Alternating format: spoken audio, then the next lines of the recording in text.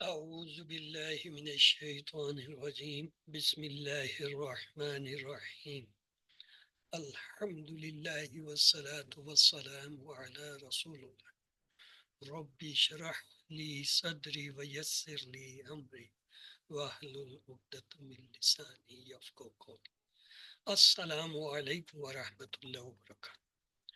وَلَقَدْ يَسَّرْنَا الْقُرْآنَ لِلذِّكْرِ فَهَلْ مِن مُّدَّكِرٍ خیرکم من تعلم القرآن وعلم رب زدنی علما رب زدنی علما رب زدنی۔ سبق نمبر 9، فہم مضامین قرآن۔ اعوذ باللہ من الشیطان الرجیم بسم اللہ الرحمن الرحیم الحمد للہ رب العالمین سلام قول من رب الرحیم فبأي آلاء ربكما تكذبان رب زدنی علما رب زدنی علما رب زدنی علما۔ اللہم صلی علی محمد۔ روزہ کتب علیکم، سورۃ البقرہ کی آیت نمبر 183 ہے۔ اے ایمان والو، تم پر روزے فرض کیے گئے ہیں جیسے ان پر فرض کیے گئے تھے جو تم سے پہلے تھے، تاکہ تم پرہیزگار ہو جاؤ۔ سورۃ البقرہ کی آیت نمبر 184 ہے۔ گنتی کے چند دن پھر جو کوئی تم میں سے بیمار یا سفر پر ہو تو دوسرے دنوں سے گنتی پوری کر لے، اور ان پر جو اس کی طاقت رکھتے ہیں فدیہ ہے ایک مسکین کا کھانا۔ پھر جو کوئی خوشی سے نیکی کرے تو وہ اس کے لیے بہتر ہے، اور روزہ رکھنا تمہارے لیے بہتر ہے اگر تم جانتے ہو۔ اور 185 نمبر آیت ہے۔ رمضان کا وہ مہینہ ہے جس میں قرآن اتارا گیا، جو لوگوں کے واسطے ہدایت اور ہدایت کی روشن دلیلیں اور حق و باطل میں فرق کرنے والا ہے۔ جو کوئی تم میں سے اس مہینے کو پالے تو اس کے روزے رکھے، اور جو کوئی بیمار یا سفر پر ہو تو دوسرے دنوں سے گنتی پوری کرے۔ اللہ تم پر آسانی چاہتا ہے اور تم پر تنگی نہیں چاہتا، اور تاکہ تم گنتی پوری کر لو، اور تاکہ تم اللہ کی بڑائی بیان کرو اس پر کہ اس نے تمہیں ہدایت دی، اور تاکہ تم شکر کرو۔ سورۃ الدخان کی آیت نمبر 1 سے 5 ہے۔ حامیم، روشن کتاب کی قسم ہے، ہم نے اسے مبارک رات میں نازل کیا۔ بے شک ہمیں ڈرانا مقصود تھا، سارے کام جو حکمت پر مبنی ہیں وہ اسی رات تصفیہ پاتے ہیں ہمارے خاص حکم سے، کیونکہ ہمیں رسول بھیجنا منصوب تھا۔ آپ کے پروردگار کی رحمت ہے، بے شک وہی سب کچھ سننے والا جاننے والا ہے۔ آیت نمبر 1 سے 5۔ بے شک ہم نے اس قرآن کو شب قدر میں اتارا ہے، اور آپ کو کیا معلوم کہ شب قدر کیا ہے؟ شب قدر 1000 مہینوں سے بہتر ہے۔ اس میں فرشتے اور روح نازل ہوتے ہیں اپنے حکم کے رب سے ہر کام پر۔ وہ صبح روشن ہونے تک سلامتی کی رات ہے۔ تینوں صورتوں میں قرآن کے نزول کی بات ہے۔ روزہ اس بات کا کفارہ ہے کہ اللہ نے ہمارے لیے قرآن نازل کیا تاکہ ہم متقی بن جائیں۔ سورۃ البقرہ کی آیت نمبر 2 ہے۔ یہ وہ کتاب ہے جس میں کوئی بھی شک نہیں، پرہیزگاروں کے لیے ہدایت ہے۔ سورۃ المجادلہ کی آیت نمبر 4 ہے۔ بس جو شخص غلام نہ پائے تو 2 مہینے کے لگاتار روزے رکھے، اس سے پہلے کہ ایک دوسرے کو چھوئے۔ بس جو کوئی ایسا نہ کر سکے تو 60 مسکینوں کو کھانا کھلائے۔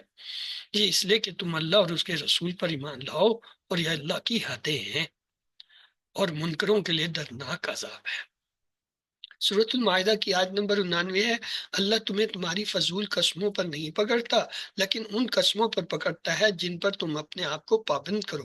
اس کا کفارہ 10 مسکینوں کو اوسط درجے کا کھانا دینا ہے، ایسا کھانا جو تم اپنے گھر والوں کو دیتے ہو، یا 10 مسکینوں کو کپڑا پہنانا، یا گردن غلام آزاد کرنا۔ پھر جو شخص یہ نہ کر پائے تو پھر 3 دن کے روزے رکھنے۔ یہ تمہاری قسموں کا کفارہ ہے جب تم قسم کھاؤ، اور اپنی قسموں کی حفاظت کیا کرو۔ اسی طرح اللہ تمہارے لیے اپنے حکم بیان کرتا ہے تاکہ تم شکر کرو۔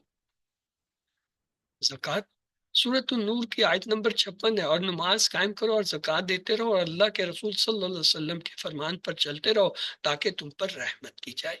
سورۃ انفال کی آیت نمبر 41 ہے۔ اور جان لو کہ جو کچھ تمہیں مال ملے، خواہ کوئی چیز ہو، تو اس میں سے 5واں حصہ اللہ اور اس کے رسول کا ہے، اور رشتہ داروں اور یتیموں اور مسکینوں اور مسافروں کے لیے، اگر تمہیں اللہ پر یقین ہے اور اس چیز پر جو ہم نے اپنے بندے پر فیصلے کے دن اتاری، جس دن دونوں جماعتیں ملی، اور اللہ ہر چیز پر قادر ہے۔ سورۃ التوبہ کی آیت نمبر 60 ہے۔ زکوٰۃ مفلسوں اور محتاجوں اور کا کام کرنے والوں کا حق ہے۔ وہ جن کی دلجوئی کرنی ہے اور غلاموں کی گردن چھڑانے میں اور قرض داروں کے قرض میں اور اللہ کی راہ میں اور مسافر کو، یہ اللہ کی طرف سے مقرر کیا ہوا ہے اور اللہ جاننے والا حکمت والا ہے۔ انفاق 261 نمبر آیت ہے، جو لوگ اپنا مال اللہ کے راستے میں خرچ کرتے ہیں پھر اس کے بعد نہ اس خرچ کا کسی پر احسان رکھتے اور نہ کسی کو تکلیف دیتے ہیں، ان کا صلہ ان کے رب کے پاس تیار ہے اور قیامت کے روز نہ ان کو کچھ خوف ہوگا اور نہ وہ غمگین ہوں گے۔ 262 نمبر آیت ہے، جس خیرات دینے کے بعد لینے والے کو تکلیف دی جائے تو اس سے تو نرم بات کہہ دینی اور اس کی بے ادبی سے درگزر کرنا بہتر ہے، اور اللہ بے پرواہ بردبار۔ 63 نمبر آیت ہے، مومنو اپنے صدقات و خیرات احسان رکھنے اور عزا دینے سے اس شخص کی طرح برباد نہ کر دینا جو لوگوں کو دکھانے کے لیے مال خرچ کرتا ہے اور اللہ اور روز آخرت پر ایمان نہیں رکھتا، تو اس کے مال کی مثال اس چٹان کی سی ہے جس پر تھوڑی سی مٹی پڑی ہو اور اس پر زور کمی برس کر اسے صاف کر ڈالے۔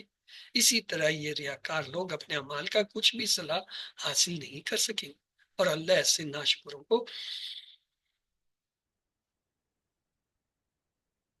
ہدایت نہیں دیا کرتا۔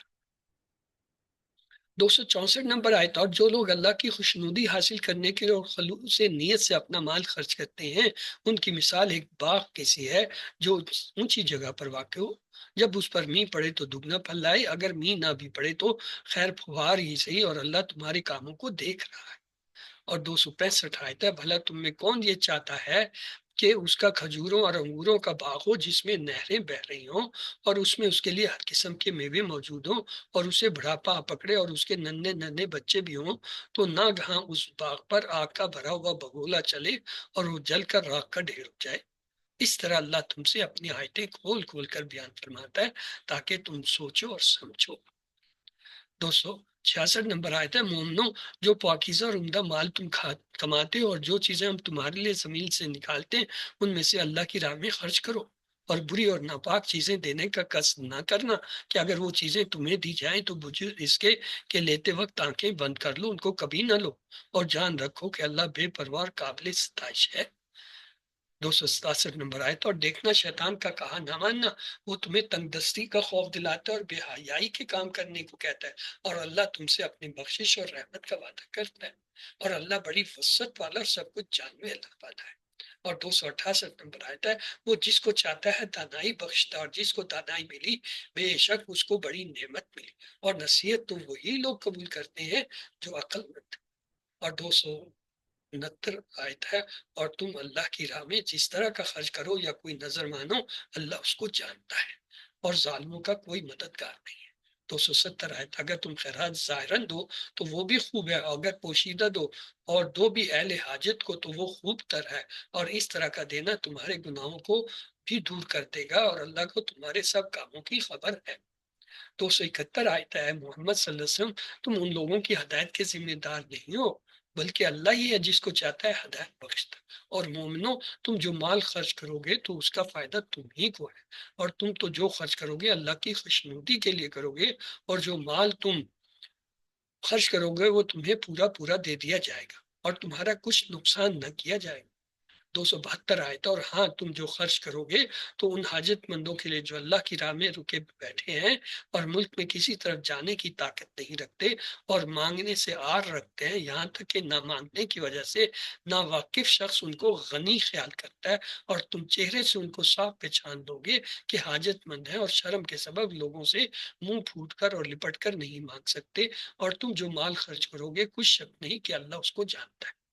273 آیت ہے، جو لوگ اپنا مال رات اور دن اور پوشیدہ اور ظاہر اللہ کی راہ میں خرچ کرتے رہتے ہیں ان کا صلہ اللہ کے پاس ہے، اور ان کو قیامت کے دن نہ کسی طرح کا خوف ہوگا اور نہ غم۔ اور 74 نمبر آیت ہے، جو لوگ سود کھاتے ہیں وہ قبروں سے اس طرح حواس باختہ اٹھیں گے جیسے کسی کو جن نے لپیٹ کر دیوانہ بنا دیا ہو، یہ اس لیے کہ وہ کہتے ہیں کہ سودا بیچنا بھی تو نفع کے لحاظ سے ویسے ہی ہے جیسے سود لینا، حالانکہ تجارت کو اللہ نے حلال کیا ہے اور سود کو حرام۔ تو جس شخص کے پاس اللہ کی نصیحت پہنچی اور وہ سود لینے سے باز آ گیا، پہلے ہو چکا وہ اس کا، اور قیامت میں اس کا معاملہ اللہ کے سپرد، اور جو پھر لینے لگا تو ایسے لوگ دوزخی ہیں کہ ہمیشہ دوزخ میں جلتے رہیں گے۔ 275 آتا اللہ سود کو نابود یعنی بے برکت کرتا اور خیرات کی برکت کو بڑھاتا ہے، اور اللہ کسی نا شکرے نا گناہ گار کو دوست نہیں رکھتا۔ 276 جو لوگ ایمان لائے اور نیک کام کرتے اور نماز پڑھتے اور زکوٰۃ دیتے رہے، ان کو ان کے کاموں کا صلہ اللہ کے ہاں ملے گا، اور قیامت کے دن ان کو نہ کچھ خوف ہوگا اور نہ وہ غمگین ہوں گے۔ 277 آیت ہے مومنو اللہ سے ڈرو، اگر ایمان رکھتے ہو تو جتنا سود باقی رہ گیا اس کو چھوڑ دو۔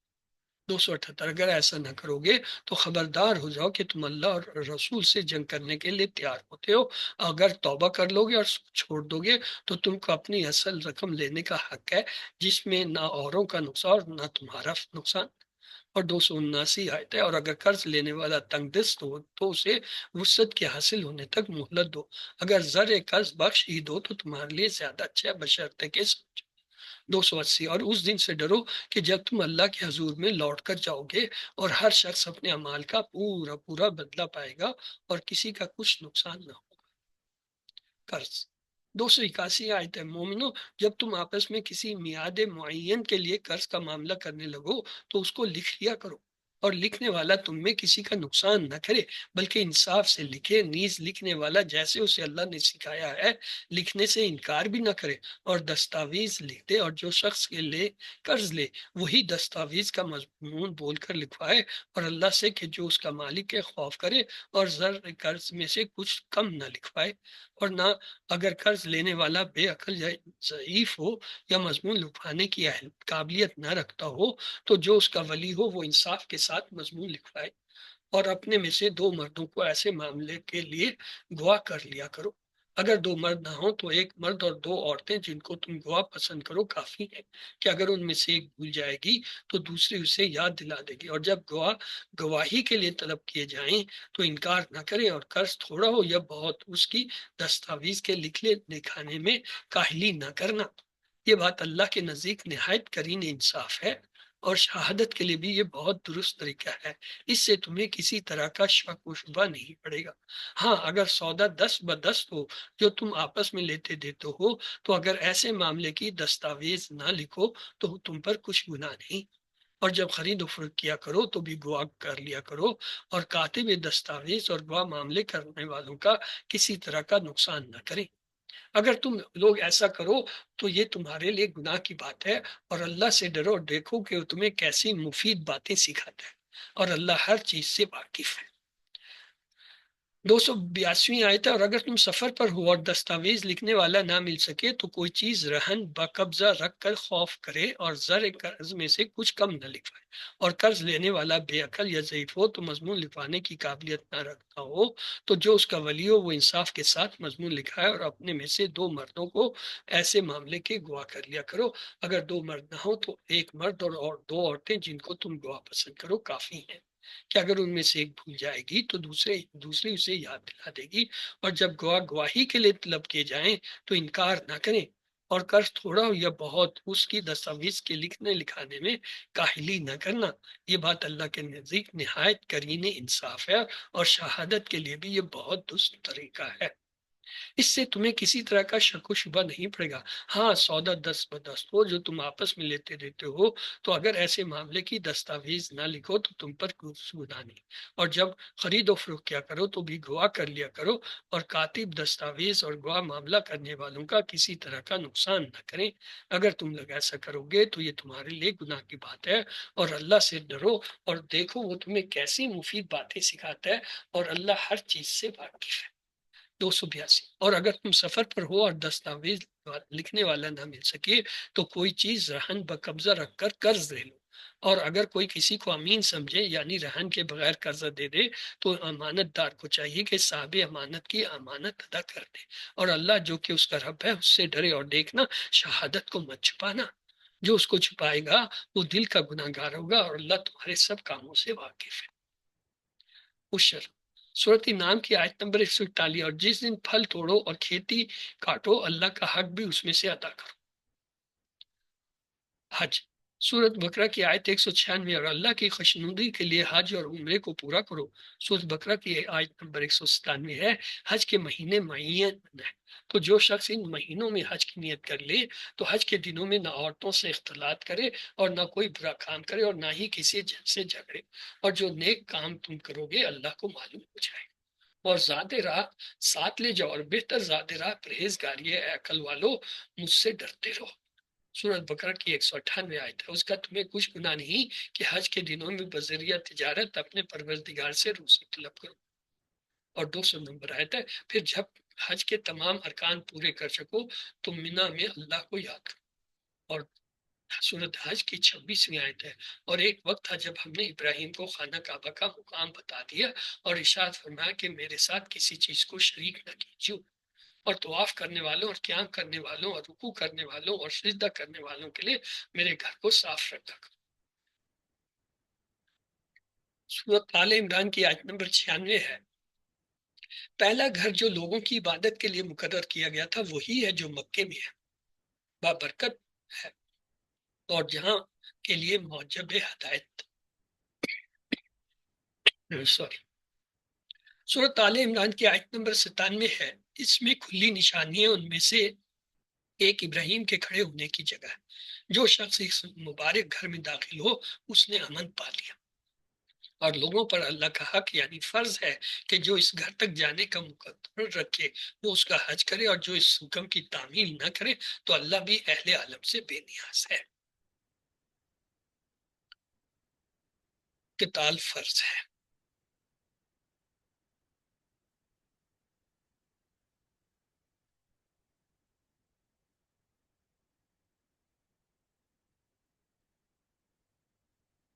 سورۃ البقرہ کی آیت نمبر 216 ہے، تم پر جہاد فرض کیا گیا ہے اور وہ تمہیں ناگوار ہے، اور ممکن ہے تم کسی چیز کو ناگوار سمجھو اور وہ تمہارے لیے بہتر ہو، اور ممکن ہے کہ تم کسی چیز کو پسند کرو اور وہ تمہارے لیے مضر ہو، اور اللہ ہی جانتا ہے تم نہیں جانتے۔ کتب علیکم القصاص، سورۃ البقرہ کی آیت نمبر 178 ہے، ایمان والو مقتولوں میں برابری کرنا تم پر فرض کیا گیا ہے، آزاد بدلے آزاد کے، اور غلام بدلے غلام کے، عورت بدلے عورت کے، پس جسے اس کے بھائی کی طرف سے کچھ بھی معاف کیا جائے تو دستور کے مطابق مطالبہ کرنا چاہیے اور اسے نیکی کے ساتھ ادا کرنا چاہیے، یہ تمہاری رب کی طرف سے آسانی اور مہربانی ہے، پس جو اس کے بعد زیادتی کرو تو اس کے لیے دردناک عذاب ہے۔ آیت نمبر 180 ہے، تم پر فرض کیا گیا کہ جب تم میں سے کسی کو موت آ پہنچے اگر وہ مال چھوڑے تو ماں باپ اور رشتہ داروں کے لیے مناسب طور پر وصیت کرے، یہ پرہیزگاروں پر حق ہے۔ حدود اللہ، سورت بقرہ میں ہے، جو لوگ اپنی عورتوں کے پاس جانے سے قسم کھا لیں ان کو 4 مہینے تک انتظار کرنا چاہیے، اگر اس عرصے میں قسم سے رجوع کر لیں تو اللہ بخشنے والا مہربان۔ اور 226 ہے، اور اگر طلاق کا ارادہ کر لیں تو بھی اللہ سنتا اور جانتا ہے۔ اور 227 ہے، اور طلاق والی عورتیں 3 حیض تک اپنے تئیں روکے رہیں، اور اگر وہ اللہ تعالیٰ اور روز قیامت پر ایمان رکھتی ہیں تو ان کو جائز نہیں کہ اللہ نے جو کچھ ان کے شکم میں پیدا کیا اس کو چھپائے، اور ان کے خامند اگر پھر موافقت چاہیں تو اس مدت میں وہ ان کو اپنی زوجیت میں لے لینے کے زیادہ حقدار ہیں، اور عورتوں کا حق مردوں پر ویسا ہی ہے جیسے دستور کے مطابق مردوں کا حق عورتوں پر، البتہ مردوں کو عورتوں پر فضیلت ہے، اور اللہ تعالیٰ غالب اور صاحب حکمت ہے۔ 228، طلاق صرف 2 بار ہے، یعنی جو 2 دفعہ طلاق دے دی جائے تو پھر عورت کو یا تو بدتری کے شائستہ نکاح میں رہنے دینا ہے یا بھلائی کے ساتھ چھوڑ دینا ہے، اور یہ جائز نہیں کہ جو مہر تم ان کو دے چکے ہو اس میں سے کچھ واپس لے۔ ہاں، اگر زن و شوہر کو خوف ہو کہ وہ اللہ کی حدودوں کو قائم نہیں رکھ سکیں گے تو اگر عورت خامد کے ہاتھ سے رہائی پانے کے بدلے میں کچھ دے ڈالے تو وہ دونوں پر کچھ گناہ نہیں، یہ اللہ کی مقرر کی ہوئی حدیں ہیں، ان سے باہر نہ نکلنا، اور جو لوگ اللہ کی حدوں سے باہر نکل جائیں گے وہ گناہ گار۔ اور 229 آیت ہے، پھر اگر شوہر 2 طلاقوں کے بعد تیسری طلاق عورت کو دے دے تو اس کے بعد جب تک عورت کسی دوسرے شخص سے نکاح نہ کر لے اس پہلے شوہر پر حلال نہ ہوگی۔ ہاں، اگر دوسرا خامند بھی طلاق دے دے اور عورت اور پہلا خامند پھر ایک دوسرے کی طرف رجوع کر لیں تو ان پر کچھ گناہ نہیں، بشرط یہ کہ دونوں یقین کریں کہ اللہ کی حدوں کو قائم رکھ سکیں گے، اور یہ اللہ کی حدیں ہیں، ان کو وہ ان لوگوں کے لیے بیان فرماتا ہے جو دانش رکھتے ہیں۔ 230ویں آیت، اور جب تم عورتوں کو 2 دفعہ طلاق دے چکو اور ان کی عدت پوری ہو جائے تو انہیں یا تو حسن سلوک سے نکاح میں رہنے دو یا بطریق رشتہ رخصت کر دو، اور نکاح سے ان کو نکاح میں نہ رہنے دینا چاہیے کہ انہیں تکلیف دو اور ان پر زیادتی کرو۔ جو ایسا کرے گا وہ اپنا ہی نقصان کرے گا، اور اللہ کے احکام کو ہنسی اور کھیل نہ بناؤ۔ اور اللہ نے تمہیں جو نعمتیں بخشی ہیں اور تم پر جو کتاب اور تنائی کی باتیں نازل کی ہیں جن سے وہ تمہیں نصیحت فرماتا ہے ان کو یاد کرو، اللہ سے ڈرتے رہو اور جان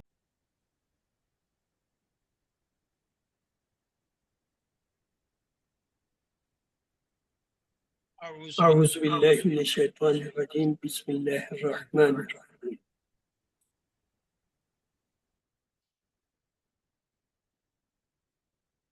آپس میں بھلائی کرنے کو فراموش نہ کرنا، کچھ نہیں کہ اللہ تمہارے سب کاموں کو دیکھ رہا ہے۔ 237ویں آیت ہے، مسلمانوں جب سب نمازیں خصوصاً درمیانی نماز یعنی نماز اثر پورے اہتمام کے ساتھ ادا کرتے رہو اور اللہ کے آگے ادب سے کھڑے رہا کرو۔ اگر تم خوف کی حالت میں ہو تو پیادے یا سوار جس حالت میں ہو نماز پڑھ لو، پھر جب امن اطمینان ہو جائے تو جس طریق سے اللہ نے تمہیں سکھایا تم پہلے کبھی نہیں جانتے تھے اللہ کو یاد کرو۔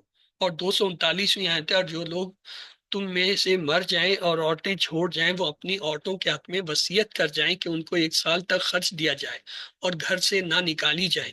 ہاں اگر وہ خود گھر سے نکل جائیں اور اپنے حق میں پسندیدہ کام یا نکاح کر لیں تو تم پر کچھ گناہ نہیں، اور اللہ تعالیٰ زبردست حکمت والا ہے۔ 240ویں آیت ہے، اور متعلقہ عورتوں کو بھی دستور کے مطابق نان و نفقہ دینا چاہیے، پرہیزگاروں پر یہ بھی حق ہے۔ 241ویں آیت ہے، اسی طرح اللہ اپنے احکام تمہارے لیے بیان کرتا ہے تاکہ تم سمجھو۔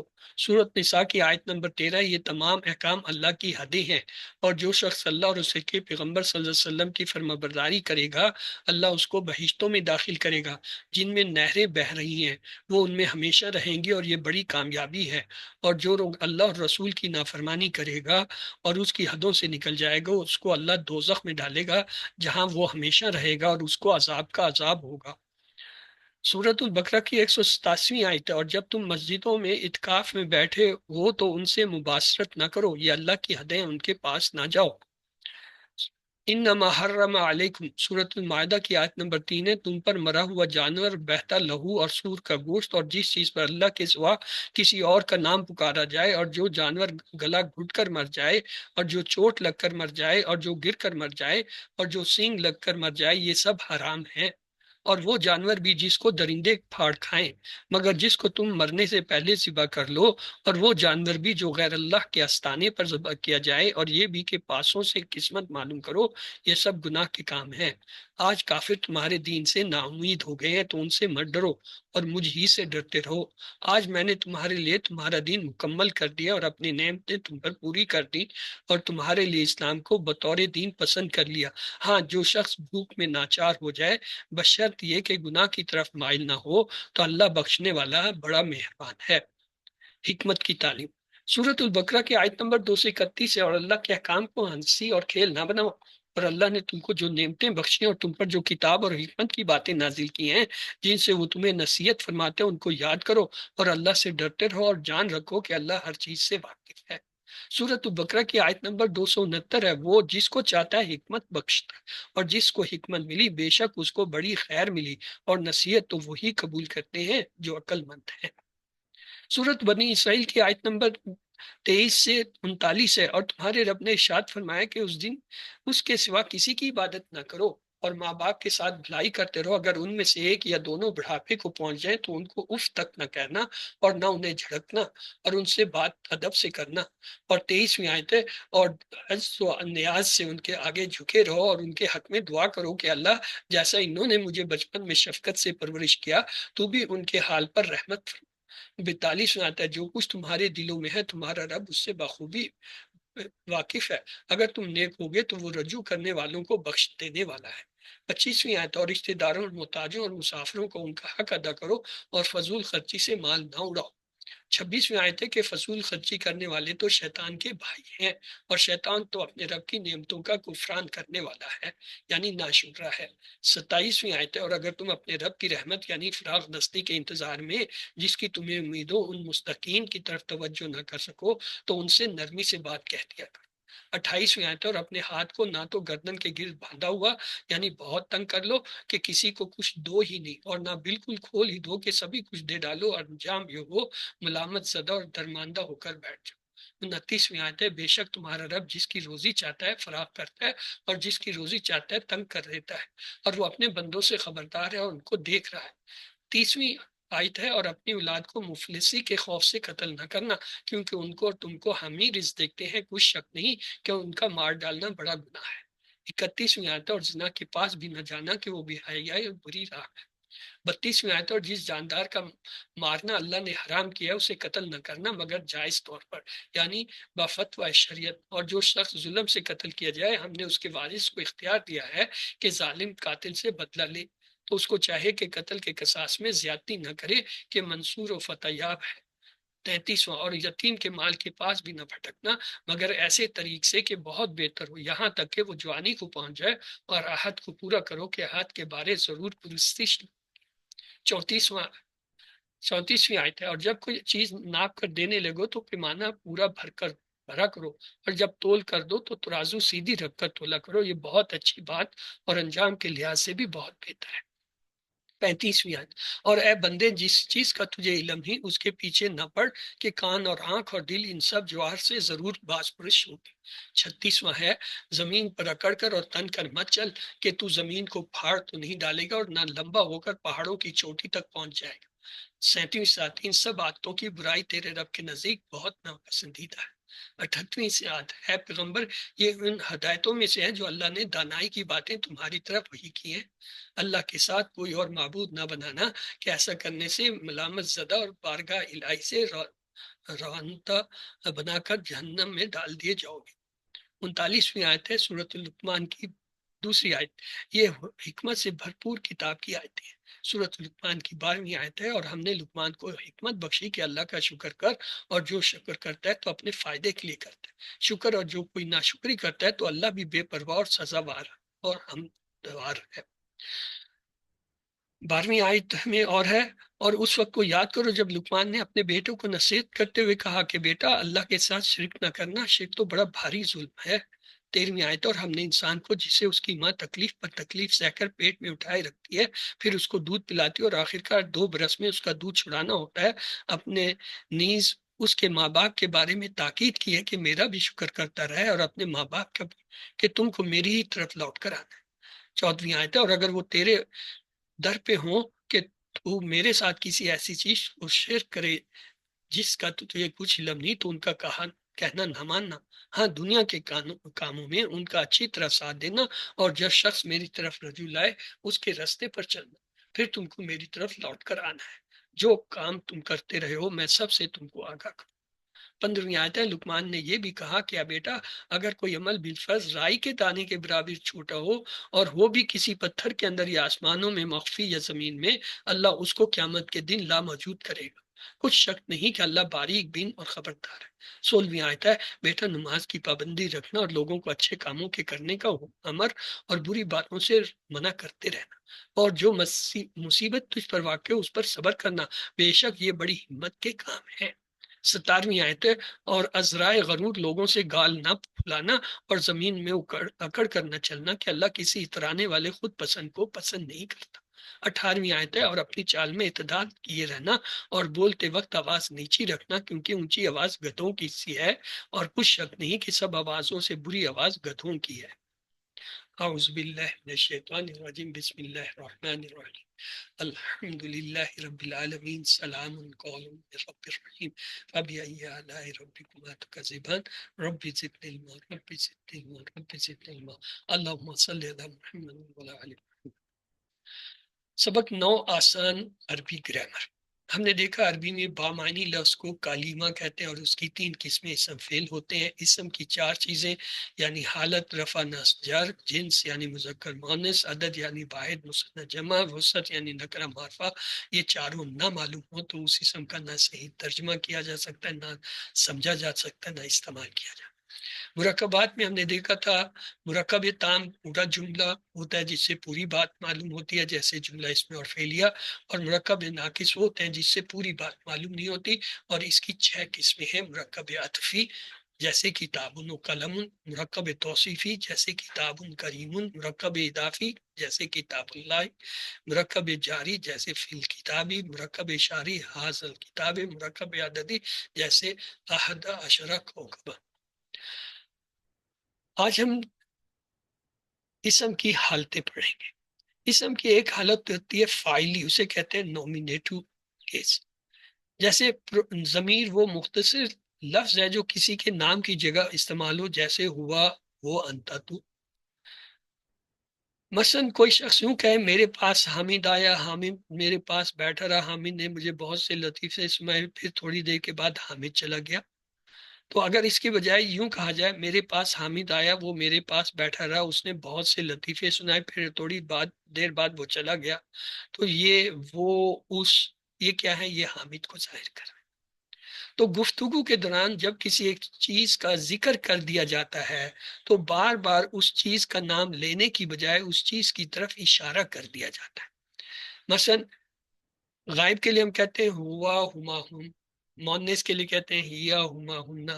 سامنے والے کے لیے کہتے ہیں انتا، انتما، انتم۔ مونس کے لیے کہتے ہیں انتی، انتما، انتنا، آنانا۔ یہ کیا ہے؟ یہ ضمائر ہے۔ اس میں ضمائر جو ہے 3 طرح کے ہوتے ہیں۔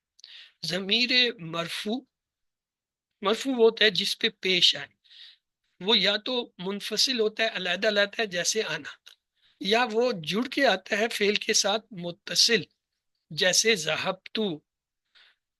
اور اس میں متصل میں بھی پھر 2 ہوتے ہیں، یا تو وہ مستتر ہوتا ہے چھپا ہوا جیسے کتابہ میں ہوا ہے، کتابت میں ہیا ہے، یا بارز ظاہر ہوتا ہے جیسے کتابہ میں الف اور کتبتا میں تا الف جو ہے یہ ظاہر کر رہا ہے کہ فاعل کون ہے۔ دوسری جو ہے ضمیر کی حالت یہ ہے مجرور متصل، جو کسی اسم وغیرہ کے ساتھ جڑ کے آتے ہیں جیسے دینکم، یا حرف کے ساتھ جڑ جاتے ہیں جیسے بکم۔ تو یہ کیا ہے؟ مجرور ہوتے ہیں دونوں، یعنی اسم کے ساتھ جڑ کے آتا ہے یا حرف کے ساتھ۔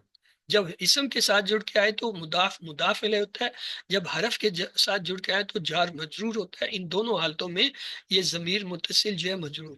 تیسری ہوتی ہے منصوب۔ منصوب جو ہے متصل بھی ہوتا ہے، منفصل بھی ہوتا ہے۔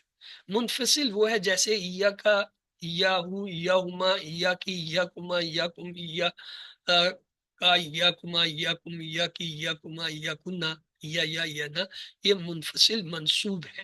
اور متصل کیا ہے؟ جو فعل کے ساتھ جڑ کے، جیسے نعبدو کا، نصرو کا، نصرو کا، نصرکما، نصرکم، نصرو کی، نصرکما، نصرکننا۔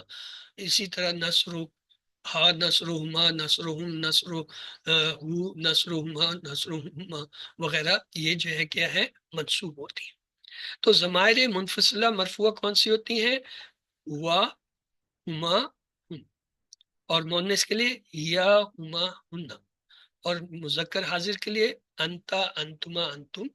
اور مؤنث حاضر کے لیے انتی، انتما، انتمنا۔ اور متکلم کے لیے آنا۔ یہ کیا ہے؟ یہ منفصل ہے، علیحدہ آتی ہے، یہ ہمیشہ مرفوع ہوتی ہے، پیش والی ہوتی ہے۔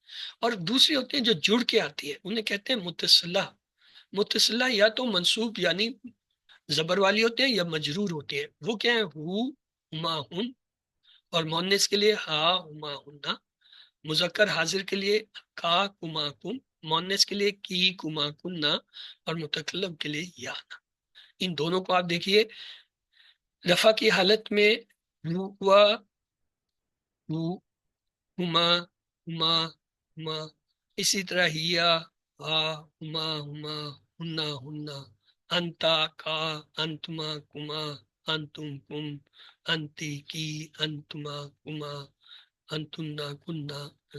ان میں یہ جو پہلی حالت ہے یہ رفع میں ہوتی ہے، ہوا، ہما، ہم، ہیا، ہما، ہننا، انتا انتم انتم انتی انتم انتم نا۔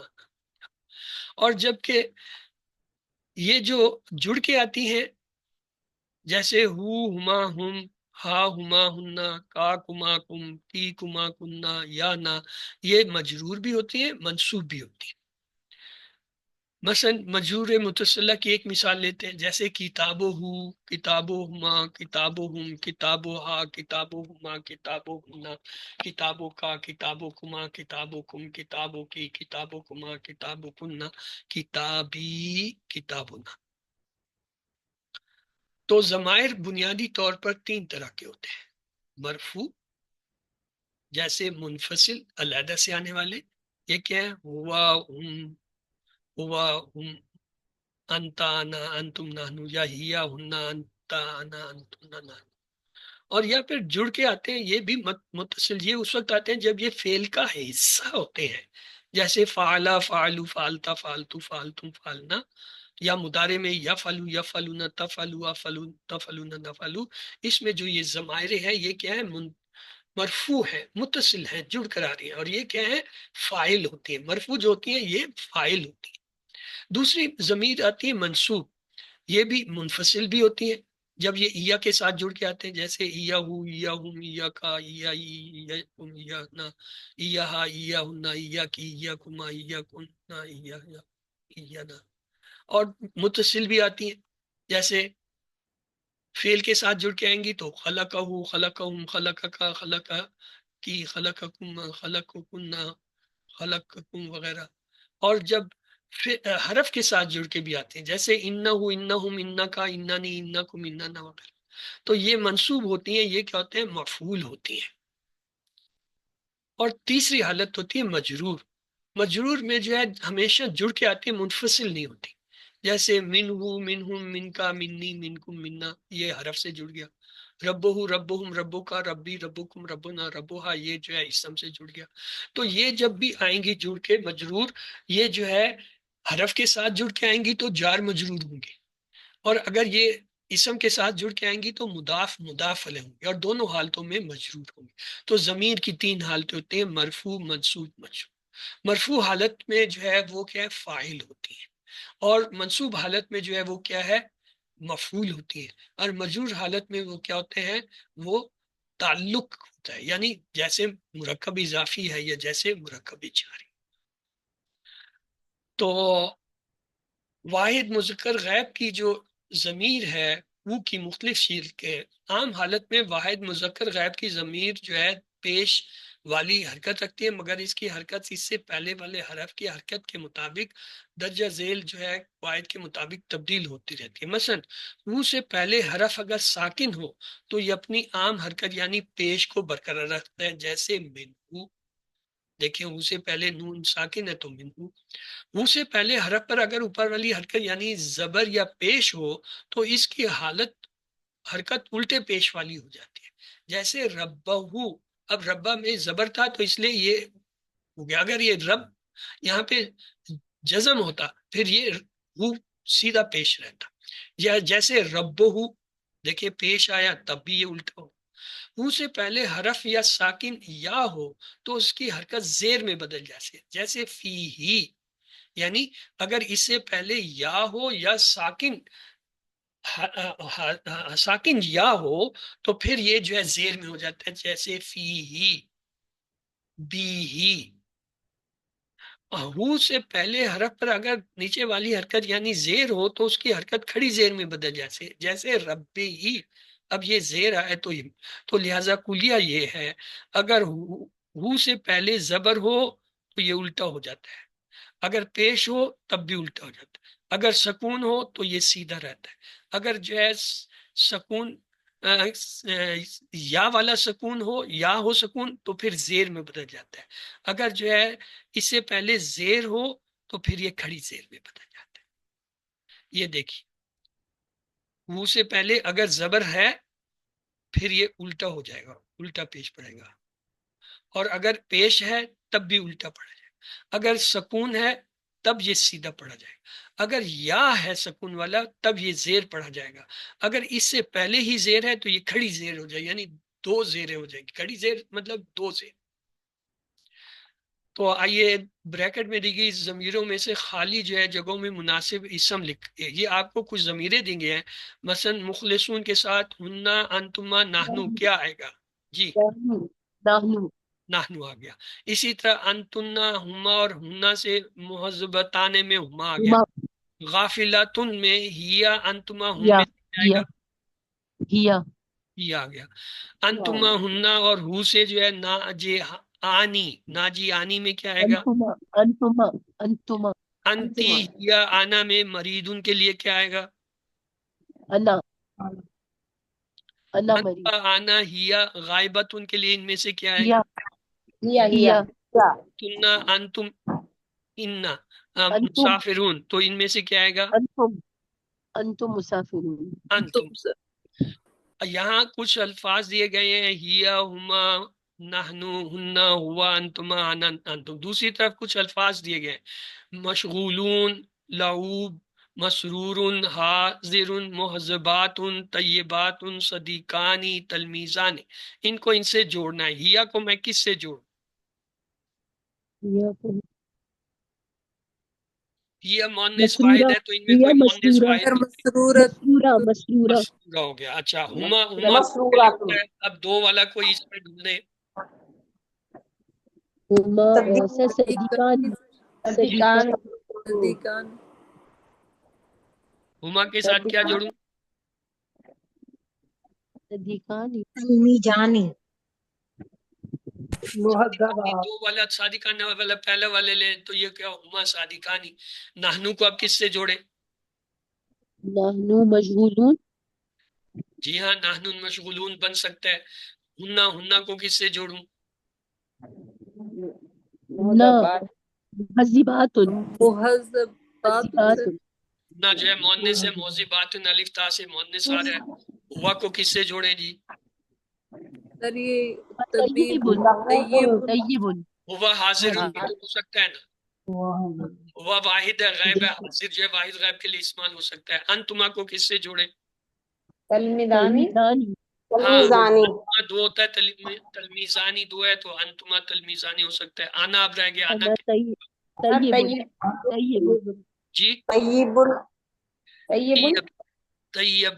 اچھا آنا طیب ہو انت گیا. لعوب انتا رہ گیا. اب ایک انت لعوب ہوگا اس کو اس سے جوڑ دو. لعوب لعوب لعوب کا کیا مطلب ہے؟ لعوب یعنی کھیل کھلاڑی. انت لعوب تو کھلاڑی ہے. اچھا کوسوں میں دیے گئے اسما کے مطابق خالی جگہوں کو پر کریں. مثلا یہاں پہ لفظ دیا ہے مسلم، یہ ہوں میں، تم ہوں کے ساتھ کیا لاؤں میں مسلمون سے؟ مسلمون اور ہننا کے ساتھ کیا لائیں؟ مسلمات مانی مسلمات مسلمات. ہننا جمع ہے تو انتم کے لیے کیا لاؤں؟ انتم مسلمون ہی آ انتم جائے گا یا مسلم مسلمینہ بھی آ سکتا ہے. چلے صالح ہے لفظ، یا کے ساتھ کیا لائیں؟ صالحہ صالحہ صالحات صالحتن یعنی صالحہ. صالحۃ اور انتی کے ساتھ کیا لاؤں؟ انتی وہی آئے گا جی سر صالحات. صالحہ یا مؤنث ہے. اور نحنو کے صالحات ساتھ کیا لائیں؟ نحنو صالحات صالحات صالح ہونا کیوں ہوگا؟ نحنو جو ہے اس کے ساتھ صالحات آپ دیکھیں نحنو کے ساتھ ابھی غور سے دیکھیں. صالحان، صالحون، صالحان، صالحاتن، چاروں آ سکتے ہیں. نحنو جو ہے وہ تو سب کے ساتھ جڑے گا، تسنیہ مذکر کے ساتھ بھی جڑے گا، مؤنث کے ساتھ بھی، جمع مذکر کے ساتھ بھی جڑے گا جمع. تو یہاں آپ کے پاس اوپن آپشن ہے، چار میں سے کوئی بھی لے آئیں. آگے چلیں. شاکرون ہما کے ساتھ کیا لگاؤں؟ شاکرانی شاکران یا ٹھیک شاکراتانے بھی آ سکتا ہے کیوں ہما جو ہے مذکر مؤنث دونوں کے لیے ہوتا ہے. انتن سر ادھر بھی نہیں سر شاکرون انتم شاکرونا کیوں آئے گا؟ انتنا تو مؤنث کا، شاکرونا نہیں مذکر کا سر ہے، وہ تو شاکرات نہیں. شاکرات شاکراتن آئے گا کیونکہ یہاں مؤنث جمع کا صیغہ ہے. آگے ہے آنا، اس کے ساتھ کیا لگائیں؟ انا شاکرہ شاکرہ بھی آ سکتا ہے، شاکر بھی آ سکتا ہے، کیونکہ شاکر آنا بھی آ سکتا مذکر کے لیے بھی ہے، مؤنث کے لیے بھی ہے۔ ہم کہہ سکتے ہیں آنا شاکرون یا آنا شاکراتن۔ ہے۔ آگے چلیں جی، ظالم، انتما کے ساتھ جوڑنا ہے، جوڑے جی۔ ظالمان، ظالمان یا ظالمتانی، ہاں دونوں آ سکتے ہیں، کیونکہ انتما جو ہے مذکر کے لیے بھی ہے اور انتما مؤنث کے لیے بھی ہے، تو ہم کہہ سکتے ہیں انتما ظالمانی یا انتما ظالمتانی۔ آگے چلیں جی، ہنہ کے ساتھ کیا لگاؤں؟ ظالمات، ہاں ہونا فکس ہو گیا مؤنث کے لیے، اب مذکر ظالم ہونا نہیں آ سکتا، اب ظالمات ہی نہیں آ سکتا ہے۔ آگے ہے ہما، اب ہاں دیکھیں یہاں اس نے کلیئر کر دیا مؤنث کا لفظ لائیں، اب ہم مذکر نہیں لا سکتے۔ ظالمتانی، ظالمتانی، اچھا صابرن، ہوا کا لفظ آ گیا، کیا کروں؟ صابرن، ہوا صابرن صرف صابرن، ایک ہی آ سکتا ہے، ہم کے ساتھ کیا لگاؤں؟ صابرہ، وہ صابرون، ہاں صابرون، صرف صابرون آئے گا، کیونکہ ہم جو ہے وہ ہوتا ہی مذکر کا ہے، مؤنث کا تو ہننا ہوتا ہے، تو لہٰذا انتا کے ساتھ اب کیا لگائیں؟ انت صابرون، انت انتا صابرۃ، صابرن مذکر ہے، صرف مذکر آئے گا، مؤنث لفظ نہیں آ سکتا۔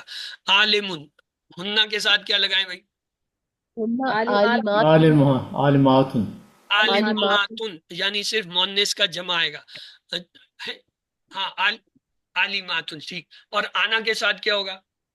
عالم، عالمان و عالمت عن دونوں تانے نہیں عالمتن آئے بھی گا، آئے گا، عالمن بھی آئے گا، عالمن اور عالماتن، تانے اور تن میں فرق ہے۔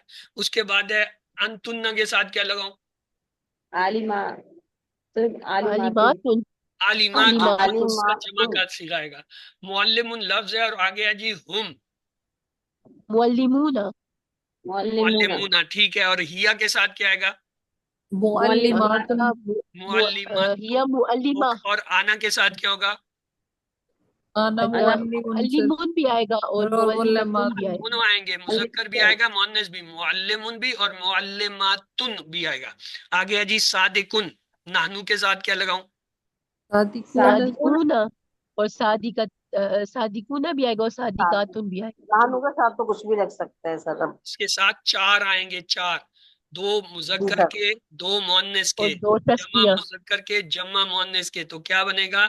نحنو صادقانی، نحنو صادقتانی، نحنو صادقون، نحنو صادقاتن۔ آگے چلے جی، ہننا آ گیا، اب یہاں جو ہے صرف ایک صادقاتن، صالحات، صادقاتن، صالحات کہاں ہے؟ صادق کا صادقاتن، لفظ ہے، تو آپ اس کو صالحاتن میں کیسے بدل رہے ہیں؟ ہننا صادقات، صادقاتن، اور ہما مؤنث اس نے فکس کر دیا، اب ہم مذکر لفظ نہیں لا سکتے۔ صادقتانی، صادقان، اچھا جالسن، اب ہیا فکس ہے، مؤنث ہے، تو کیا ہوگا؟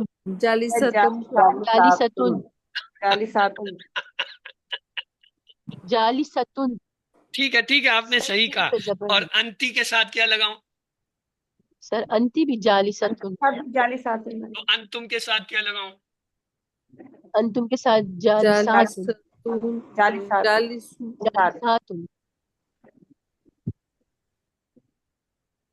تو مذکر کا ہوتا ہے جالسات ہی ہاں آئے جی گا، جالسات، نہیں جالسونا، سر، جالسون، جمع ہے، مذکر ہے، جالسونا، واو نون والا آئے گا۔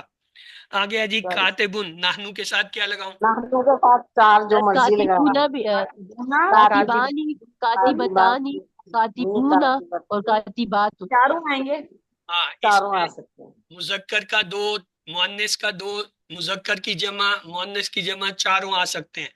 نحنو کاتبانے، نانو کاتبانی، نحنو کاتبتانی، بتانا، نحنو کاتبون، کاتبون، نحنو کاتبتن، کاتبات، ان کے ساتھ لگائیں۔ ہم کاتبونا، ہم کاتبون، ہم کاتبون، اور انتنا کے ساتھ کاتبات، کاتباتن، انتنا کاتباتن، کاتباتن۔ تو یہ اللہ سے دعا کرتے ہیں، اللہ ہمیں قرآن پڑھنے، سمجھنے، غور کرنے، عمل کرنے، پھیلانے اور کی توفیق دے۔ سبحانک اللہم و بحمدک نشہد ان لا الہ الا انت نستغفرک و نتوب الیک۔ اللہم اغفر لنا قبل الموت وارحمنا عند الموت ولا تعذبنا بعد الموت ولا تحاسبنا یوم القیامہ انک علی کل شیء قدیر۔ اللہ حافظ۔